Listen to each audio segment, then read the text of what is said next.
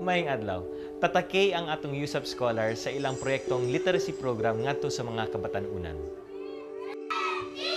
Tungod niini sila gitunulan og pinansyal nga hinabang sa Congressional Spouses Foundation Incorporated nga gipangunahan ni Quezon City Vice Mayor Joy Belmonte. Aron mas daghang pang mga batan-on sa mga barangay sa unang distrito ang ilang matabangan.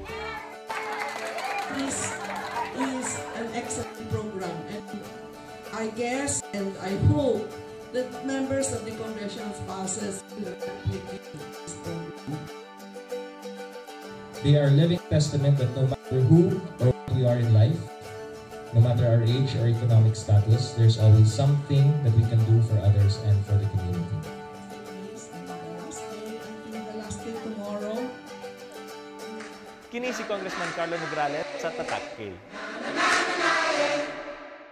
Kalambuan, Dalatana, usa ka oras nga programa maghatod kaninyo sa mga katikaran may kalabutan sa kalambuan dili lamang sa komunidad apan sa kinatibukan. Kalambuan, Dalatana. Ikalaming adlaw sa litrato sa programang Kalambuan, Dalatana. Kiniusab ang inyong co-host Rafi Bermejo, may adlaw. Gamatod sa mga impormasyon, mga isyu butang lungsod nun, nga ikaw kitang tanan adunay kalambigitan. Busa, magpabilin ta sulod sa usa ka oras sa atong programang Kalambuan, Dalatana. Ato diapit gibisita sa matag adlaw pinalangga sa siyudad sa Davao, Congressman Carlo Nograles. Maayong adlaw kanimo Zaldi, kanimo Rafi ug sa tanan natong tigtan-aw sa atong programang Kalambuan Dalatanan, maayong adlaw ninyong tanan. Ang adlaw sab Congressman Carlo Nograles, so mga isutan na nato karon sa atong programang Kalambuan, Dalatana. Sama sa gihapon, no, mga itag kasayuran sa atong congressman sa Tacloban, Davao, particular reso ng distrito, no, kang Congressman Carlo Nograles. Kung usay mga panghitabo diya sulod sa Kongreso, kunya hisgutan sad nato katong pagtudlo isip Chief Justice, no, kang Chief Justice Lourdes Sereno, ug hisgutan sad nato tong mga balaurod nun nga ginatuki karon diya sa Balauranan. O siyempre, dili na to kalimtan ang mga question sa atong mga kabarangay sa O siyempre, Raf, ako na ipasupot ang unang mga pangutana ngadto kang Congressman Carlo Nograles. Congressman, ana karon sa kasamtangan ang sesyon sa ang Kongreso, gusto magkisayod ang katawhan kung sabay dagan sa sulod sa Balauranan, Congressman. Actually, kining simanaha, medyo depressed ang Congress karon. So, kadaghanan sa mga miyembro sa Kongreso niadto dito sa burol o paglubong kang Secretary Jess Robredo. Mao nang diya sa Kongreso, murag wala kaayong na-take up. Although nagpadayon lang gihapon mi sa among session ug nagpadayon lang gihapon mi sa among budget deliberations. Ang naitabo sa Congress that time kay Tuesday man tong burol. So bakasyon Monday, di ba? Naatay holiday Monday, pagabot sa Tuesday mo na ang pagburol. So kadaghanan sa mga kongresista ato sila dito sa Naga. And then pagabot sa Wednesday dito pa nisipot sa session ang kadaghanan sa mga nag-attend dito sa Boreal sa Naga. Mao nang dili kayo na mo gi-take up ang mga controversial na mga bills. So ang nahitabo is nagdeliberation lang dito sa proposed bill strengthening the National Electrification Administration. Unya katong ubang mga dili kayo controversial nga mga bills, mao na lang tong gi-adopt sa plenary or gi-approve sa plenary ug apil na didto ang pag-adopt sa Senate version sa atong bill nga na additional RTC courts para sa Davao City.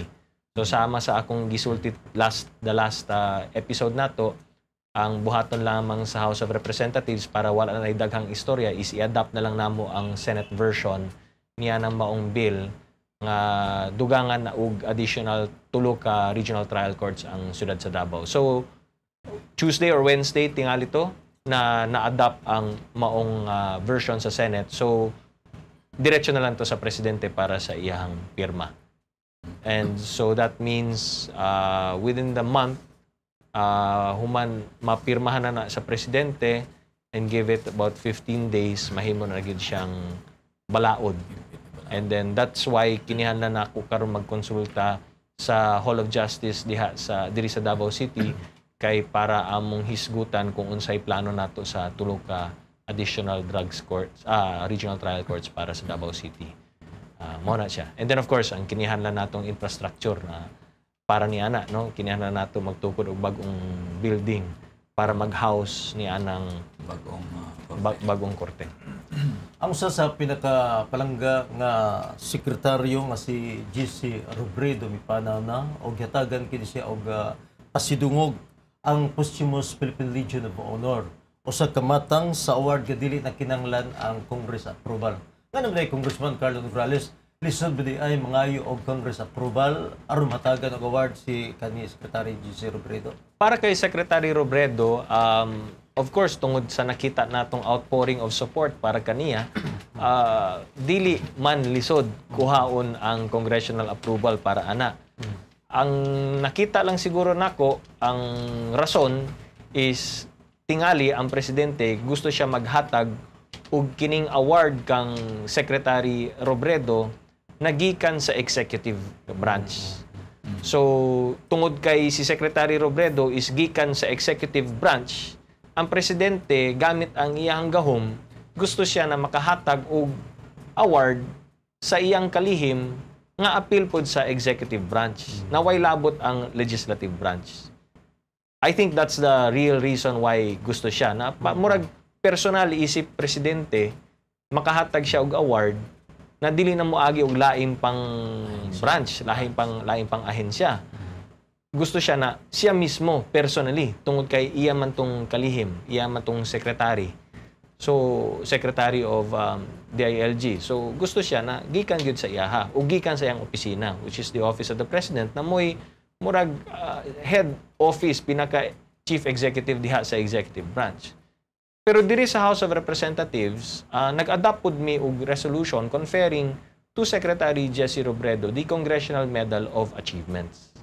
So lain pod tong amo ang ihatag nga award kang Secretary Jesse Robredo, lain pod tong ihatag ni President Noynoy Aquino. Lahi pa sa giingong posthumous Philippine Legion of Honor Award, doon na po'y laing suwestyon nga kinahanglan natagan po kuno sa Secretary Robredo o posthumous confirmation gikan sa Commission on Appointment. Isip usa ka abogado o usa ka leader diya sa Kongreso, Congressman Carlo, pwede ba kani mahimo? Actually, pwede na siya. Apan ginabuhat na siya ang kanang posthumous na confirmation kung gusto nato na katong tagaan og confirmation madugangan ang iyang benepisyo. Okay. So susama niya ng posthumous conferment of the rank of general sa military. So kung pananglitan mipanaw na tong nangayo og ang colonel, nangayo og confirmation gikan sa CA para matagaan siya og rank nga general, mipanaw na, pwede na siya tagaan og posthumous confirmation gikan sa CA, sa Commission on Appointments, para ang iyang pamilya makabenepisyo sa benefits gikan para sa ranggong general. Diba? So naay madawat nga dugang benepisyo ang pamilya. So it's been done before. Para lamang ang family makatanggap ng additional benefits. Kay lahi man ang benepisyo sa colonel sa benepisyo sa general. Of course, kung general ka, mas daghan ang benepisyo makuha sa imong pamilya. Kanang sa pension, sa death benefits, mga burial benefits, ug uban pa, mas dako ang makuha sa pamilya.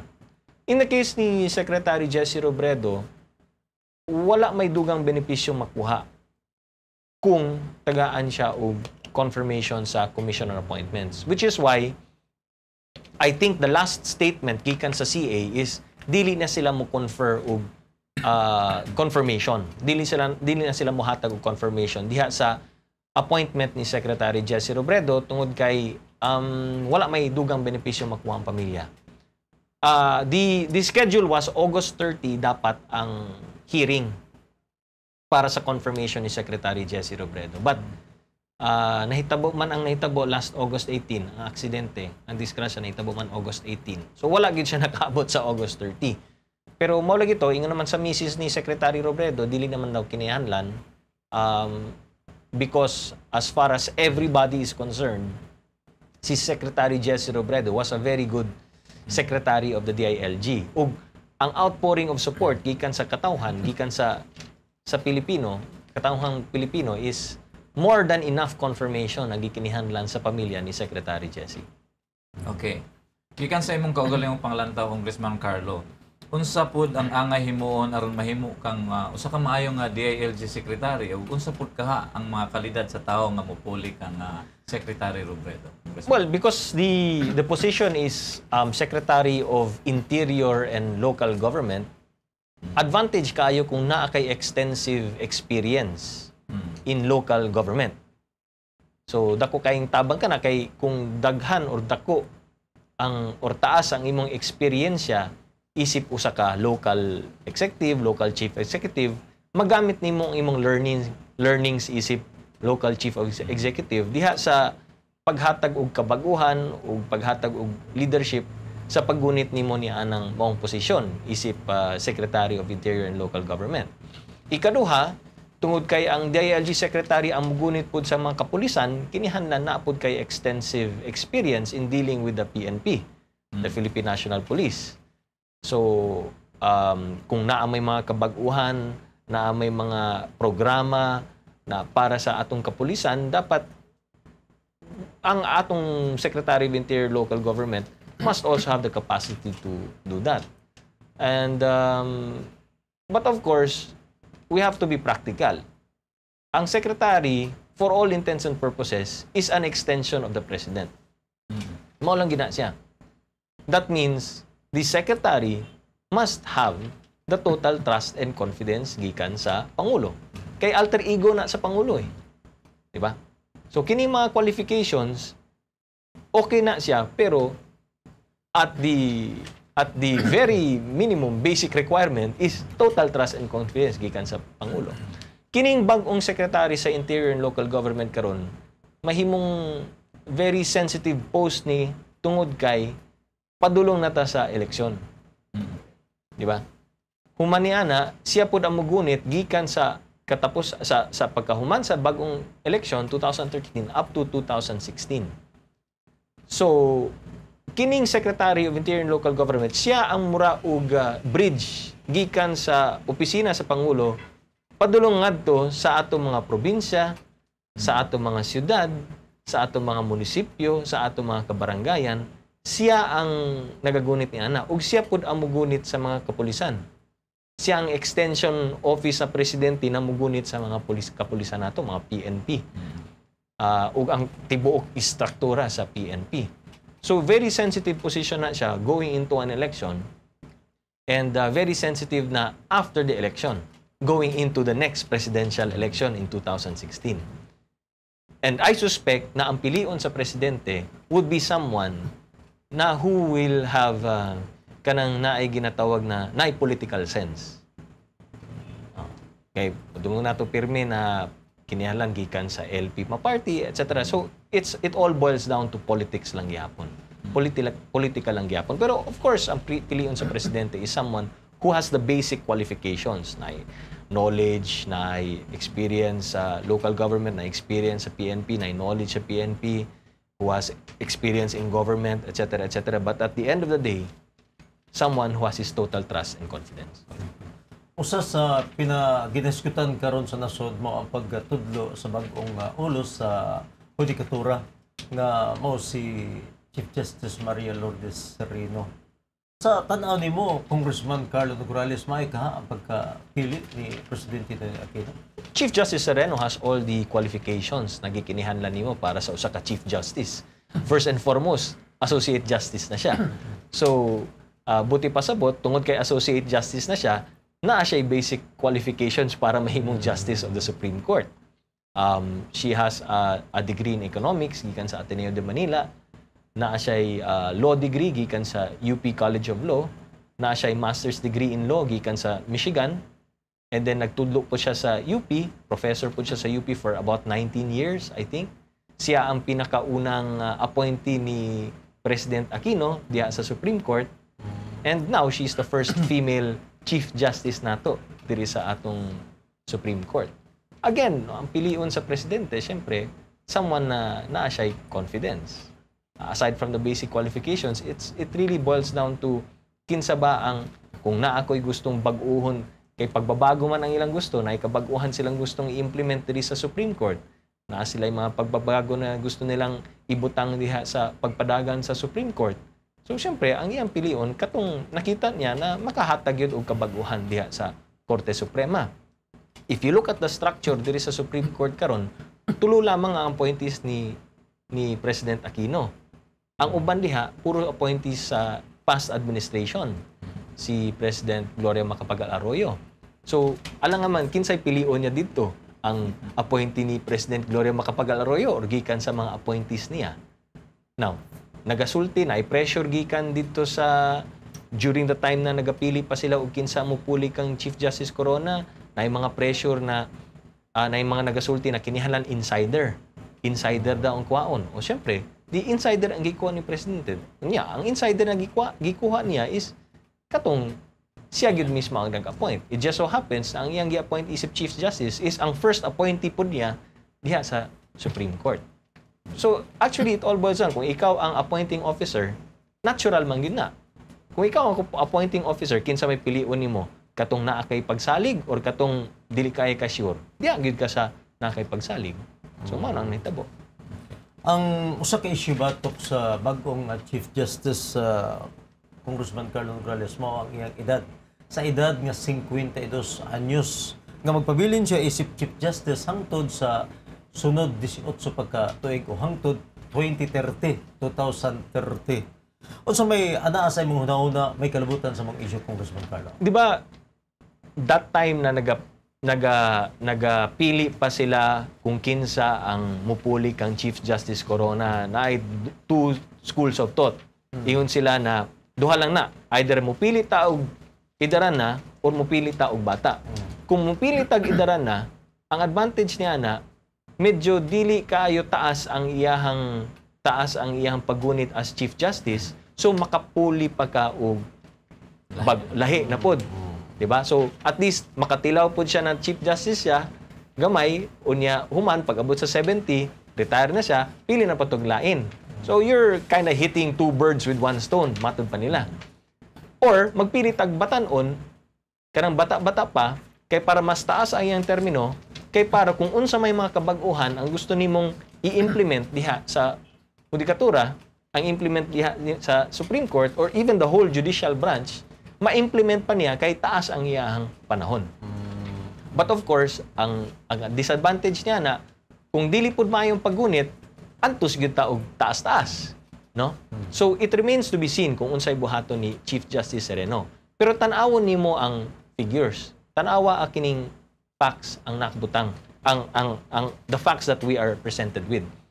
Sa Supreme Court karon, ang composition ni ana kadaghanan sa mga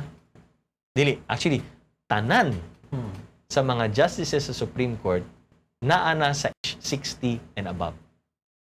Tanan. Except kay Chief Justice Sereno na naa sa edad na 52. Ang buti pasabot ni ana, aside from the fact na 18 years siya mag-serve as Chief Justice, 18 years siya mag-serve as Chief Justice, pulihan na ang tanang mga justices diha, ang present composition sa Supreme Court karon, naalang gyapon siya.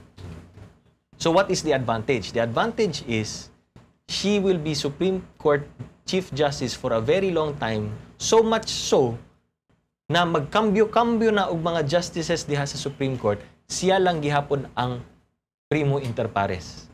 Siya lang gihapon ang pinaka-head sa judiciary. So dako kaayong oportunidad para kaniya na mag-implementa og reforma diha sa Supreme Court. Because she will have a new set of justices. Di ba? Karon medyo dili kayo balanse kay tulo ang appointee ni President Noynoy Aquino, ang the rest appointee ni GMA. But in 2 years, mapulihan og usa kay naay mag 70 years old na sa justice. In 2 years. In 5 years, mapulihan og isa pa. In 4 years mapulihan og isa pa. Lain pang isa. In 5 years mapulihan og 4 or 5. So in 5 years iba na naman ang composition ng Supreme Court. Now, why is this important? Importante kayo ni because the Supreme Court decides as a collegial body. Sa ato pa, majority wins. Sa 15 ka mga justices, 7 versus 8 na. 8-7. Kung makakuha kag 8 or more, daog ang decision nimo. Or ang decision nimo ang mahimong majority decision. So, crucial kaayo, numbers game lang gihapon na sa Supreme Court. So, crucial kaayo ang composition ni ana. So, kung naay mga very controversial na mga cases ang moabot sa Supreme Court, the composition of the Supreme Court is very key sa decision. Mao na siya. But, the advantage lagi is magkambyo-kambyo na kay usahay, kadaghanan sa mga gina-appoint as Supreme Court Justice is actually mga 60 years old, 60 and above, 60 and above. Si Chief Justice Sereno ng pinakabataan 52.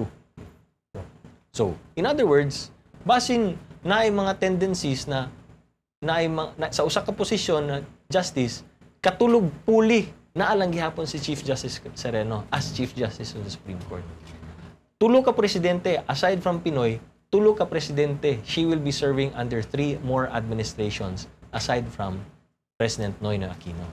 So, the point is, dako kayong oportunidad niya na makahatag og reforma diha sa Supreme Court ug sa atong entire judicial branch. So, mao na ang timetable.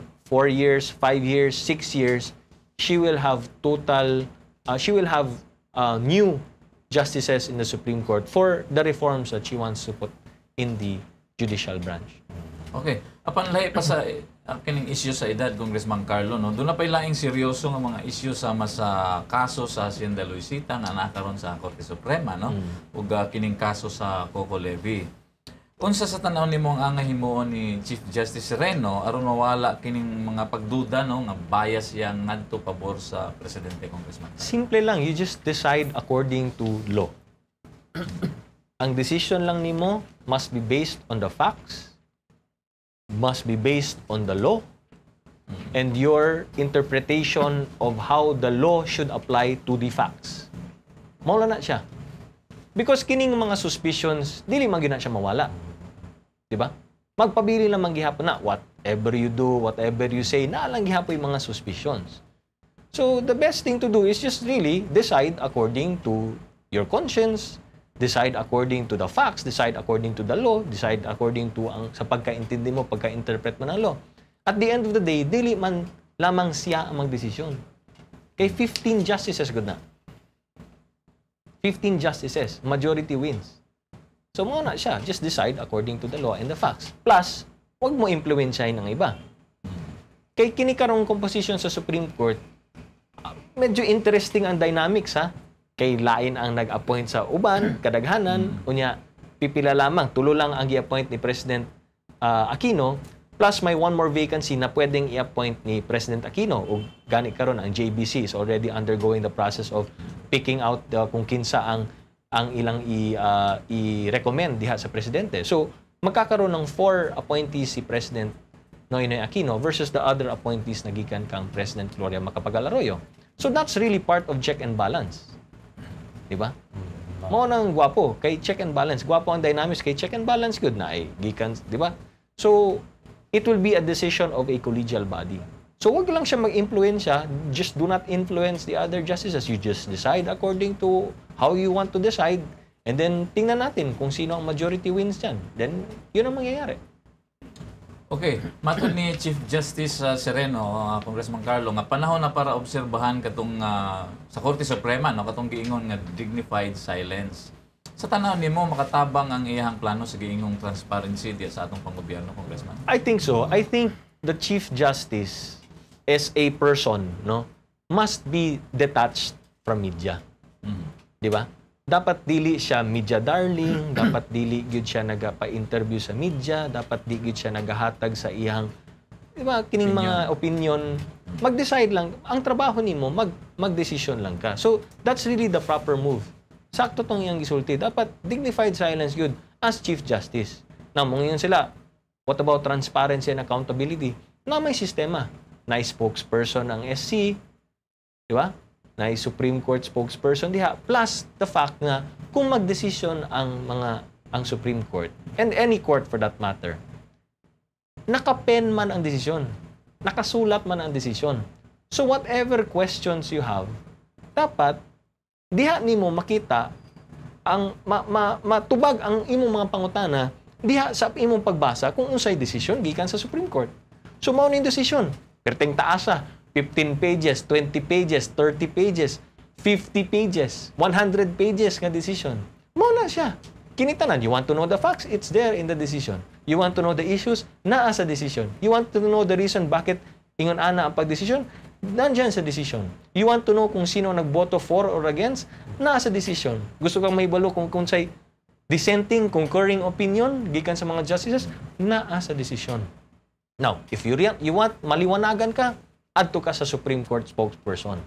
But do not interview the justices individually because the Chief Justice cannot speak for and in behalf of the entire judiciary.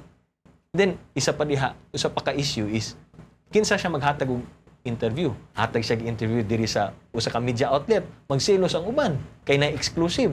Hatag na pud ka dito. Magselos na pud ni kay exclusive na pud na.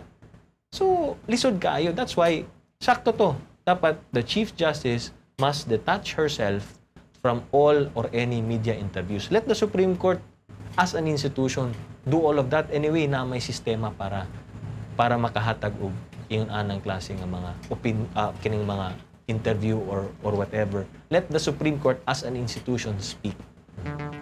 Okay.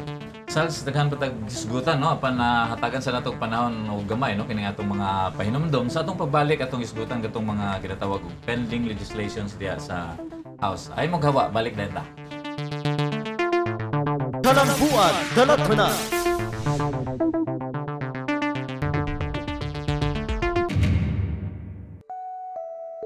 Maayong adlaw. Tatakay ang atong USAP scholar sa ilang proyektong literacy program ngadto sa mga kabatanunan. Tungod niini, sila gitunulan og pinansyal nga hinabang sa Congressional Spouses Foundation Incorporated, nga gipangunahan ni Quezon City Vice Mayor Joy Belmonte. Aron mas pang mga batan-on sa mga barangay unang distrito ang ilang matabangan.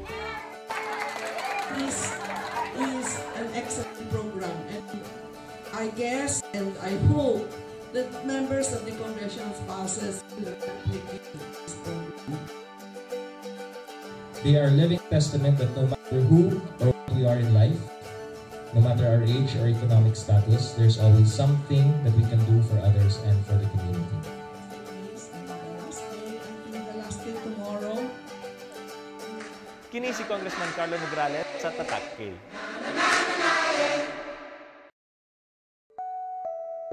Maayong adlaw.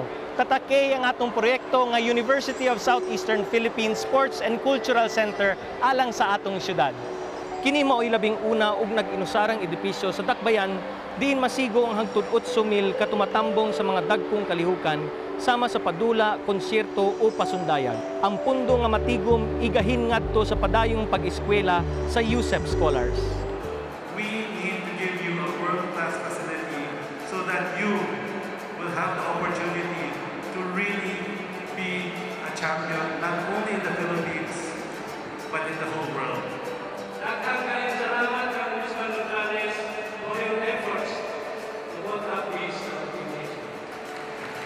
Congratulations USCP! Congratulations Davao City! Daghang salamat ug happy kaliyawan kanatong tanan. Kini si Congressman Carlo Nograles sa Tatakay. Kalambuan, Dalatana.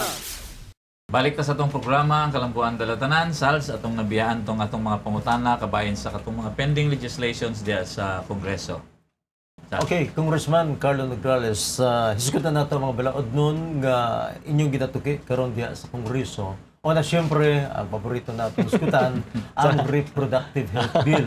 Kumusta on sa nabay kahimtang sa maong balaod doon, Congressman? This week, wala namon na deliberate. Kay lagi, Monday, holiday, Tuesday, busy dito sa burial ni Secretary Jesse Robredo. Wednesday, mo putong pagbalik sa ubang mga kongresista. Wala kayo mga warm bodies dito sa Kongreso. So, dili kayo sila ganahan. Kay divisive lagi, unya, bago lang namatayan. So, wala kayo may gana na istoryahon or i-deliberate ka ng reproductive health bill. Pero matod pa ni Majority Leader Boyet Gonzales that the reproductive health bill must give way to the budget deliberations, labi na when the budget goes into the floor.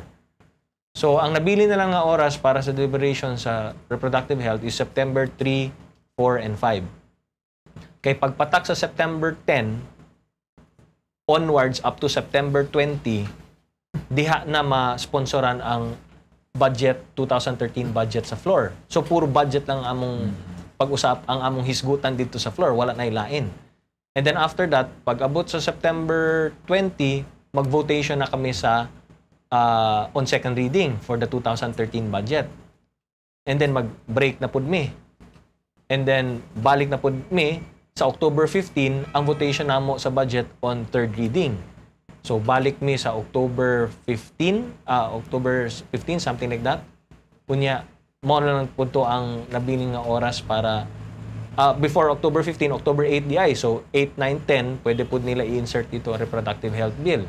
Pagbalik na mo. Then, October 15, votations on third reading.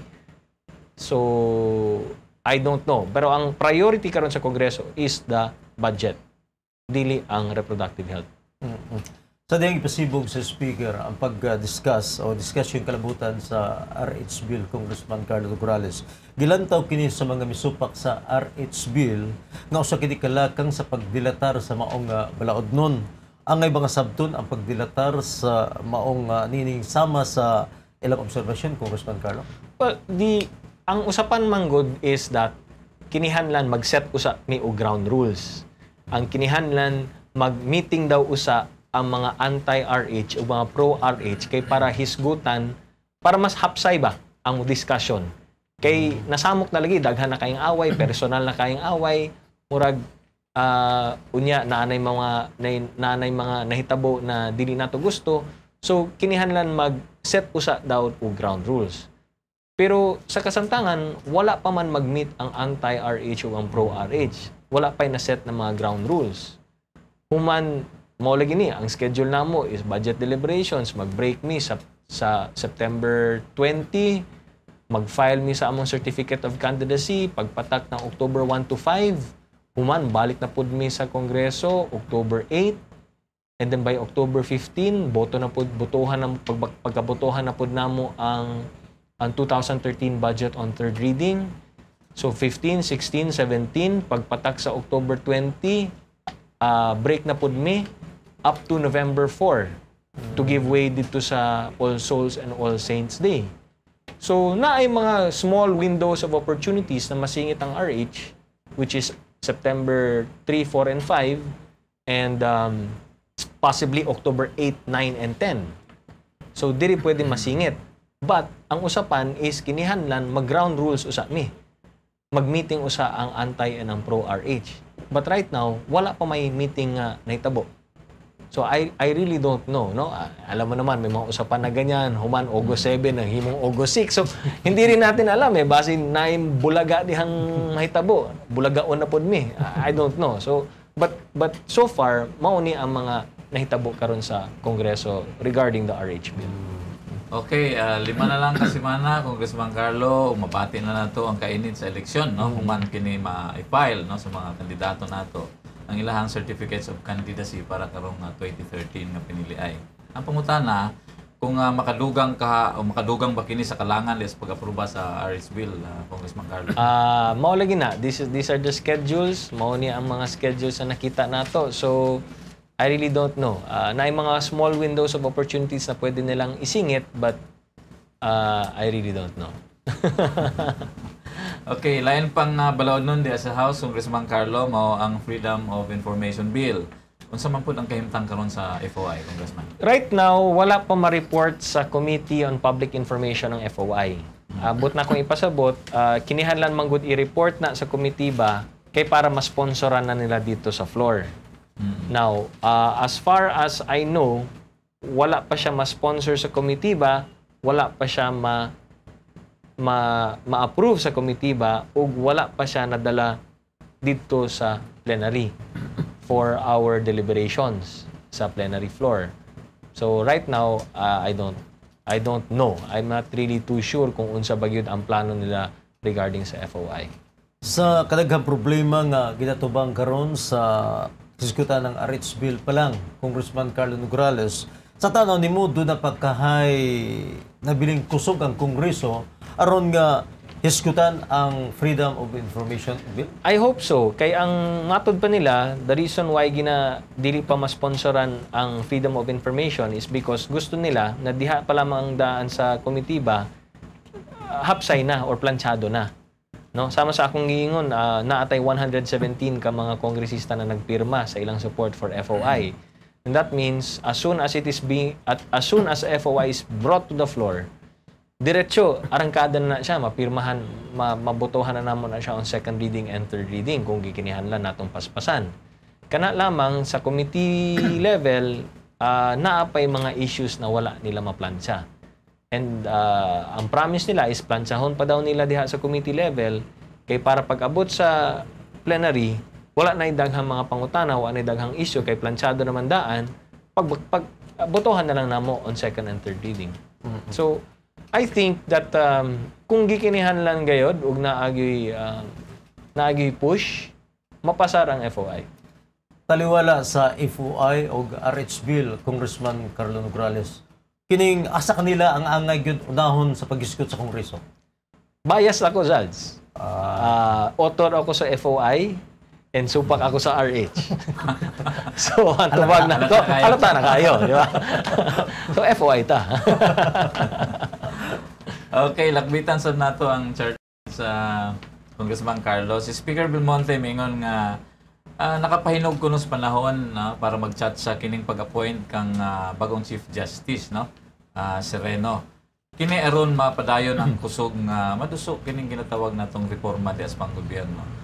Gipasabot ba ni Speaker Belmonte ang mga kongresista kalabot sa ihang gisulti, Congressman? Wala man, although sa nabasa nako dito sa Mantalaan ug na dungog nako gikan sa mga balita, ang sulti lang ni Speaker Belmonte is tungod kay naka-appoint na og bagong Chief Justice, siya ang makahatag og reforma diha sa judikatura.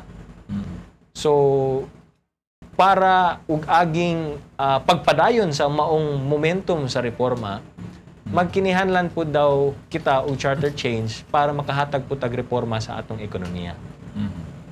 So, murag sakay dito sa reforma sa judiciary, sa judicial branch na to, dapat hinog po daw ang panahon na mag-charter change ta para i-reforma po ang economic provisions para na po ipagreforma diha sa atong ekonomiya, diri sa atong nasod.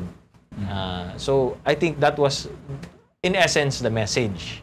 So, I don't know kung ang buti pasabot is kung whatever, no? Pero let's not read too much into it kay base ma-misinterpret po. Okay. Matud sa usa ka magbabalaod nga matubag kuno sa chatsa ang constitutional provision nga naggahin og usa lamang ka representante ang bicameral Congress ngadto sa Judicial and Bar Council.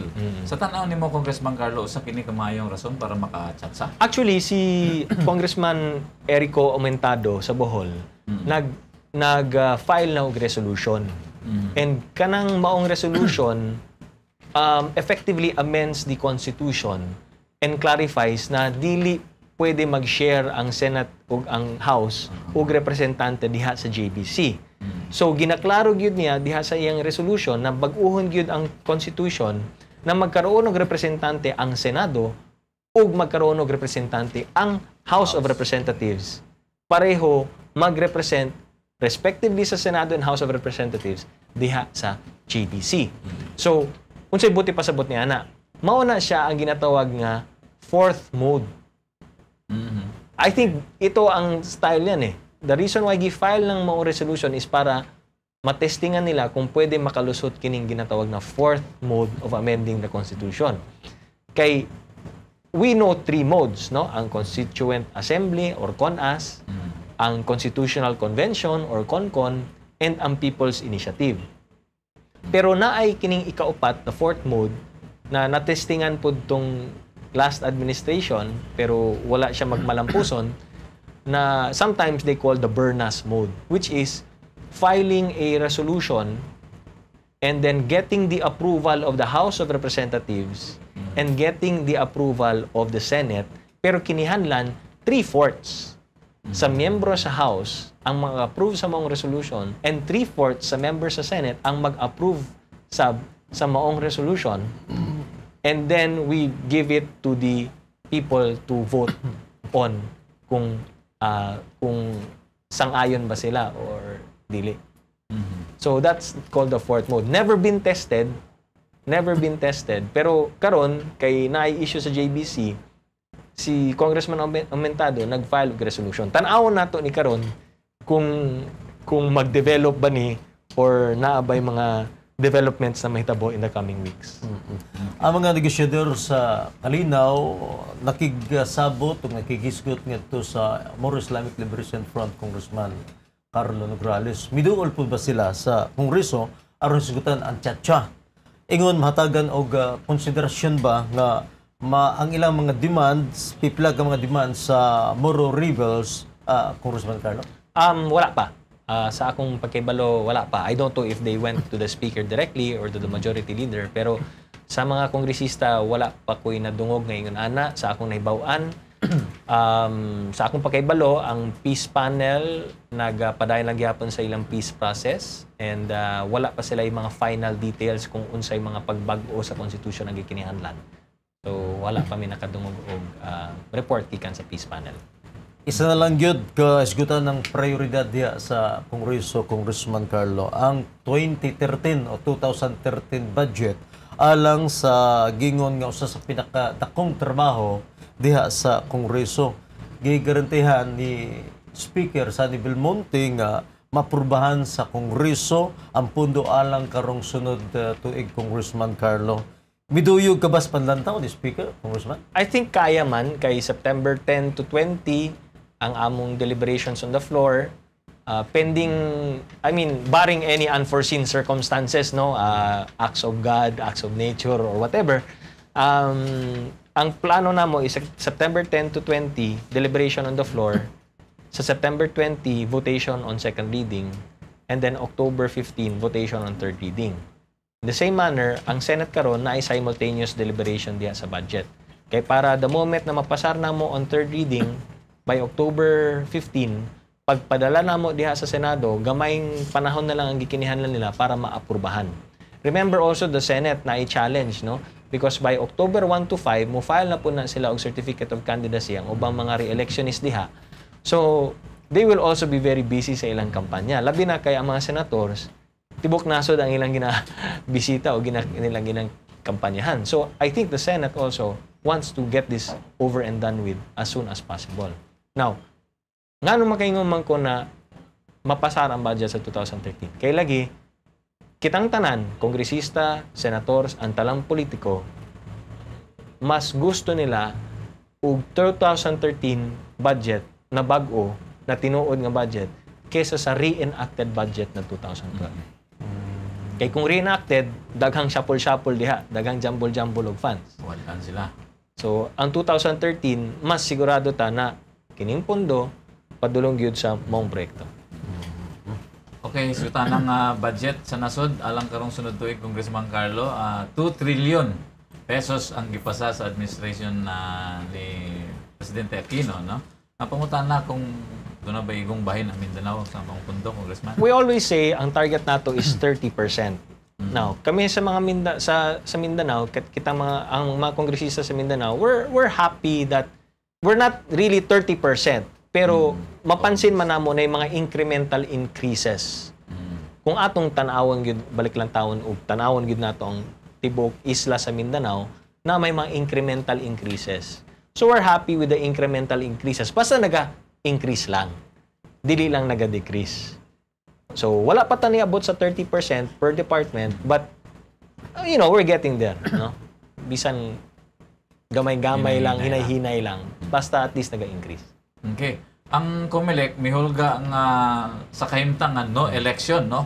Human gikaltasan sa Department of Budget and Management ang og 5 million ang ilahang 13.4 billion budget nga gipropose diya sa Kongreso. Ang pangutanan na pod kung wala ba mag-uol ang Kongreso sa maong threat sa NOEL. Actually no, ang latest na gisulti ni Chairman Brillantes is kalimtan na lang daw tong NOEL na senaryo kay nagsabot naman daw sila sa DBM, tingali dugangan yata ang ilang pondo, na additional funds na ihatag ang DBM sa COMELEC this year, no? So ang 2013 budget pabili lang gihapon, bawion na lang daw sa DBM karon nga year gikan tingali sa savings or whatever, basta i-augment daw nila ang pondo sa COMELEC this year 2012 para dili na nila kinihanlan ang maong pondo sa 2013. Anyway, this year, 2012, ang preparations naman for the 2013 election. So, whatever it is, nagstorya na daw sila. And whatever it is, happy na daw sila. So, whatever it is, mura nagka-sinabot na sila. So, bahala na kayo kung ano ibig sabihin yan. Hindi ko rin alam kung ano ibig sabihin yan. Yun. Okay. Raf, na mga pangutana nga sa makaigsunan sa matag barangay diri sa syudad, labi na sa first district niya itong syudad sa Davao. Hapit na daw ang imong adlaw na tawhan, Congressman. Di ba? Muna gigil nila nga ipak-greet daw ka og happy birthday una mabot ang September 3. Kining wa ba day kumbira? Salamat sa kamoy pinakauna. Actually, nay hungihong diha nga naday maghatag og sorpresa kanako. So, gulat na lang ko kung say sorpresa. So, tanaw na lang nato ni. Advance salamat at happy birthday. Ay, salamat. Okay, Congressman Carlo Nograles, nadungog na mo nga usa sa imong mga scholars kining nahimong top 10 sa Geology Board examinations. Yes, si Allen June Buenavista.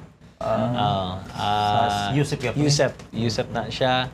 From first year to fourth year, scholar nato, taga Matina. Diha siya nag-eskwela sa University of Southeastern Philippines. Ug syempre proud kaayo ta na nag-number 9 siya sa board. Actually, ang tanaw ni mo ang top 10, halos kadaghanan dito, taga UP Diliman. Ang number 1, ang number 3, ang number 5, number 6, number 8, number 10, puros UP Diliman. Ang number 2 ug ang number 7, taga Adamson University. And ang number 9 in town, atong scholar, taga USEP. So, proud kayo ta. Okay, yes. Okay. And actually, ang plano niya is, matod pa niya is, tungod kay maulagi siya, nakabenepisyo siya, gikan sa programa sa gobyerno ug nakabenepisyo sa atong Oplan Kaalam, aging pagbalos niya sa atong gobyerno ug sa atong nasod, gusto siya na magtrabaho pud sa gobyerno. So imbis na mo adto sa laing nasod, imbis na mo adto sa private company, gusto siya mo trabaho sa gobyerno kay para makabalos po daw siya sa kayuhan na atong gihatag kaniya sa pag-sponsor sa iyang scholarship. Maya. Okay. Ang Dakbayan sa Davao, ubos sa imong liderato, siyempre, Congressman Carlo, ni abi-abi sa mga miyembro sa Congressional Spouses Foundation, di pala ang dugay. Gusto makisayod ang katawhan kung unsa ko nang maong kalihukan. Ang CSFI or Congressional Spouses Foundation Incorporated, usa ka foundation kini na composed sa mga asawa ug bana sa mga kongresista diha sa House of Representatives. Unya ang ilang advokasya actually is women and children. Women and children empowerment, protection of women and children, and giving empowerment and rights to the women and children. So, usa sa mga programa nila is nag-aadto sila sa lain-laing mga regions kay para makahatag sila og ilang suporta, makahatag sila suporta sa mga foundations or mga NGO or mga grupo sa lain-laing mga regions na nagasuporta pod sa pareha silang kausa. So any foundation, any NGO, any association, any group that also supports their advocacy of empowering women and children and protecting women and children Gaato sila dito sa maong rehiyon and then naghahatag sila og suporta. Financial support, moral support. And so mo na siya. So in the 15th Congress, in any Congress, mo na ilang programa ato sila sa lain mga region. So last August, kita na pud ang TOCA, kita na pud ang nag-sponsor ang Region 11. And then ang akong misis si Marga is regional director man siya sa CSFI Region 11. So siya kauban ang uban pang mga spouses sa mga kongresista ng Region 11, sila ang nag-sponsor sa kining ginatawag na pagbisita sa CSFI sa Region 11. So pag-abot nila dire, gitour sila sa ubang mga areas kay gawa sa paghatag og suporta sa foundation or NGO na nagasuporta sa women and children, murag dala na lang pod ang ilang pagbisita sa ubang mga industries, mga areas kay para makahatag pod sila og makakaton pod sila mga best practices na pwede pod nilang madala dito balik sa ilang mga respective districts.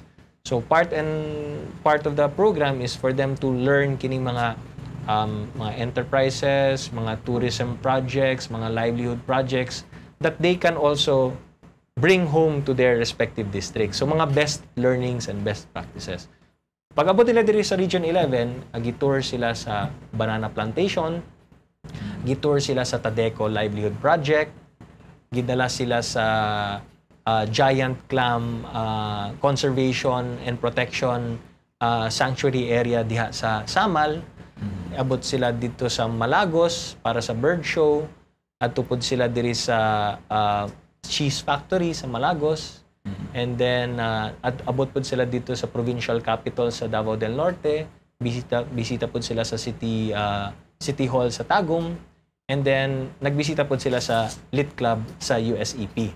So mao na ang nahitabo diri sa Region 11. So dili lang Davao City but the Region 11.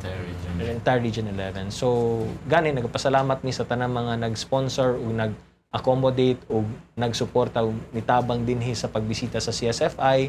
Apil na diha si Mayor Sara Duterte, apil na diha si Mayor Uy sa Tagum, of course si Governor and Mrs. Del Rosario sa Davao del Norte, si Barangay Kapitan and Councilor and Mrs. Enteng Florendo. Of course, sa mga kongresista po sa Region 11, apil na diha si Congressman Franklin Bautista, si Congressman Cagas, si Congressman Amatong, si Congressman Maricar Zamora, si Congressman Daing Hirang, si Congressman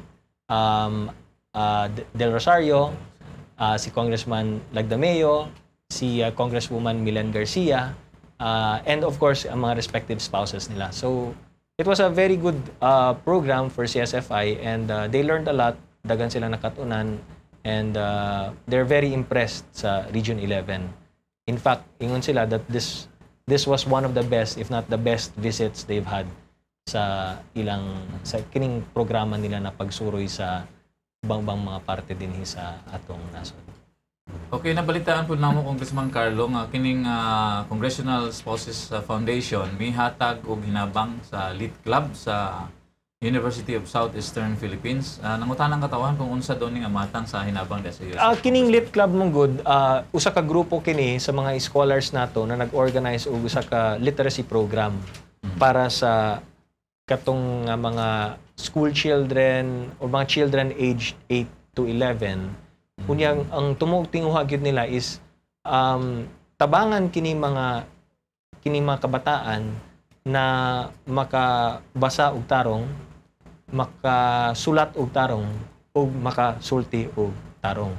Kay kadaghanan sa ato mga dili man kadaghanan pero bayo-bayo or naatay mga school children diha bisan nag-eskwela sila, medyo dili pa kayo advanced or medyo hinay pa kayo ang skills nila sa pagbasa, sa pagsulat ug pag-communicate, pagsulti.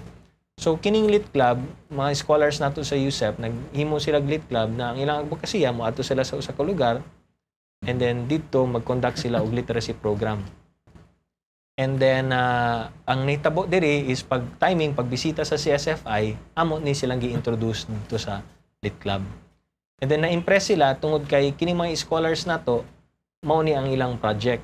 So sila po matod pa sa mga spouses is ang ilang mga bana o yung mga kongresista na po yung mga kaugalingon nilang mga scholarship program. Pero murag wala sila yung programa para sa mga scholars nila na makatabang og balik ngadto sa katilingban or sa mga kabataan. So they really like the program gani gusto pa gyud nila i-duplicate o madala pud dito sa ilang respective districts. Murag gayahon or kopyahon nila, madala pud nila dito kay para mga scholars pud nila makahatag pud og inanang klaseng mga literacy program para ngadto sa mga kabataan dito sa ilang distrito. And so, apart from that, sa learning, naghatag po sila financial support. Naghatag sila og donation na 50,000 pesos dito gid mismo sa Lit Club sa USEP. So, nalipay gid og dako kanang maong organisasyon kay timing sad because murag they're now at the point na mag-multiply na po sila og lain-lain mga Lit Club dito sa lain-lain mga area na nagkinihanlan og tabang ang mga kabataan dito. So, we're very happy sa donation sa CSFI because sa CSFI also saw na kini, gwapo na programa kini kay para man kini sa mga kabataan dito sa mga communities. Basig adun nagkapay mga ikapuno di Congressman Carlo Nograles para ngadto sa ato mga televiewers sa automatic paminaw nini mga panahon na kay murag kabuog maingon nato mga murag hurot-hurot na kita nato Congressman. Of course sa makausapad daghan kay salamat sa tanang mitabang ni suporta dito sa pagbisita sa CSFI dinhi sa Region 11 ingin man sa siyudad sa Davao. Salamat kaayo sa suporta na inyong gihatag and of course rest assured na kung unsay mga learnings gikan sa CSFI madala pud nila dito sa ilang mga sariling kaugalingon nila mga distrito. So atong mapasigarbo, no, napasigarbo nato kanila na dinhi sa Region 11 nilambo na gyud ta and nagmalampuson ang mga programa sa gobyerno dinhi pinaagi sa atong mga kongresista ingon man sa mga local governments nato. So they're very impressed with the Region 11 and matud pa nila murag ang Region 11 ang region na naga-take off na gyud karon. So daghan kay salamat sa tanang mga tan-aw pod sa atong programa. Salamat pod kaayo sa syempre sa akong misis na si Marga na mo'y nag-organize sa pagbisita sa CSFI dinhi. And of course sa akong mga anak nga sila si Mateo, Massimo, ug Nika. Kayong tanan daghan kay salamat. Maayong adlaw. Okay, syempre mga pasalamatan nato karon pinagi sa Rafi Berdino. Okay, pasalamatan nato Salz ang migama sa atong set design, si Jack ug sa atong makeup si Kata Gallineto. Mang regards lang ko sa akong mga higala diya sa Dumoy, particular kini kang Bet Salmorin sa Dusnay Bet, kang Naldo Harabina sa Pag-ibig Village ug kang Marcelina Piñero sa Dumoy proper. Kini higalas kahanginan Rafi Bermejo. Daghang salamat mga nga. Okay, syempre nga to kang Karin Lamorina o Attorney J. Burgos o kang Bombet and Patrick Castillo. May gadlaw kanyo ta. Saldi Chato, tatanan, may gadlaw.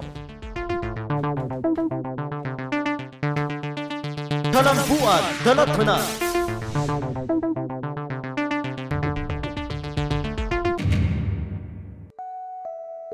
Maayong adlaw. Tatakay ang atong USAP Scholar sa ilang proyektong literacy program ngadto sa mga kabatanunan. Tungod niini sila gitunulan og pinansyal nga hinabang sa Congressional Spouses Foundation Incorporated nga gipangunahan ni Quezon City Vice Mayor Joy Belmonte aron mas daghang pang mga batan-on sa mga barangay sa unang distrito ang ilang matabangan. This is an excellent program and I guess and I hope that members of the Congressional Spouses will replicate this program. They are a living testament that no matter who or what we are in life, no matter our age or economic status, there's always something that we can do for others and for the community. And the last day tomorrow. Kini si Congressman Carlo Nograles sa Tatakay.